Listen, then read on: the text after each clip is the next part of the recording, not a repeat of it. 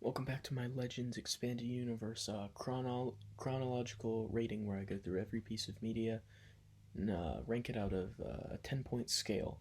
And we are on the final issue of the first arc of Dawn of the Jedi Force Storm. This one opens with Quan Jang riding on Butch going towards the young Jedi, and Butch gets hit by a lightning blast and falls to the ground, wings shredded, and so Quan Jang survives, but he can ask no more of Butch.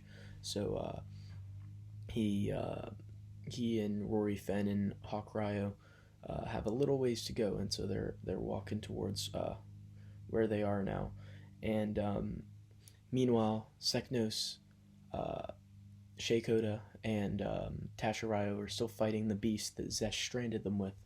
And Zesh watches as the beast injures Seknos really badly, and so Tasha goes over to see to him while Shay has to still fight the beast.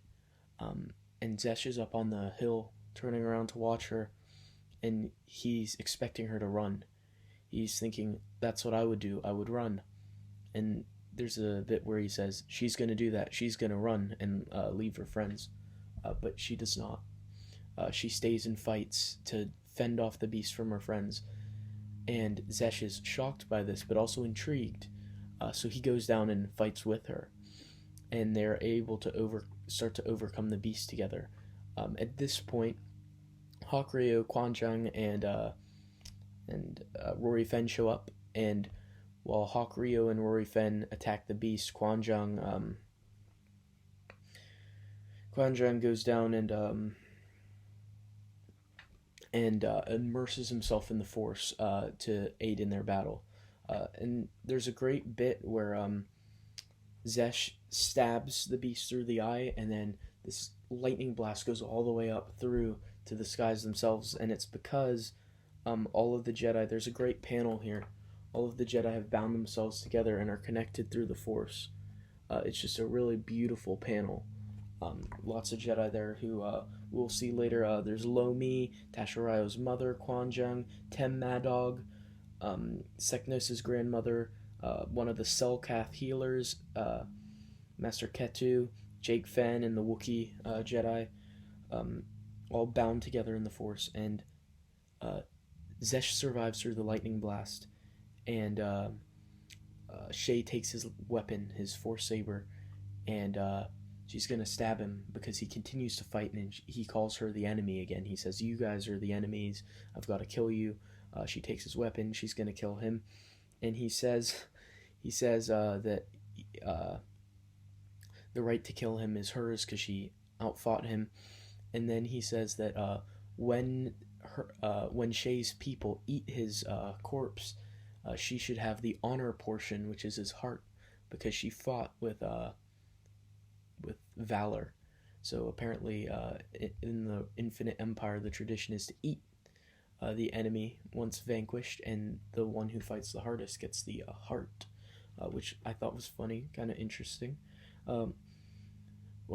Shay says that is not their way, and he wakes up, and there is a healer named Kala, and Kala heals him of his wounds from the lightning blast. And after this, Zesh talks with Tasha, and Tasha tries to help ease his mind and ease his pain. And Tasha goes into his mind and sees all of where he's come from and the pain he's endured, and it moves her to tears. He's never experienced love or compassion for him, just a weapon. And so, since he is dark, though, the Jedi Masters decide to send him off to Bogan. Because they have another prisoner there, and so the ones who are too much in the dark reside on the moon of Bogan so that it's not out of balance on the planet itself. But Shakoda and Seknos and Tasha all disagree with the Masters, and they're pleading that they don't send him there, but the Masters send him there anyway. And the last page Shows a hooded, grizzled man who will find out his name, Dagon Locke. And Dagon Locke says, "Now it begins." We'll find out later he's had visions of Zesh's arrival as well, and so he's anticipating Zesh coming down on the moon of Bogan with him. So that's where it ends. This is a really solid issue. This is probably my favorite from the Force Storm arc. It concludes everything nicely. The art is great. That one panel where all the Jedi are joined together in the Force is just really, really, really, really, really good art there.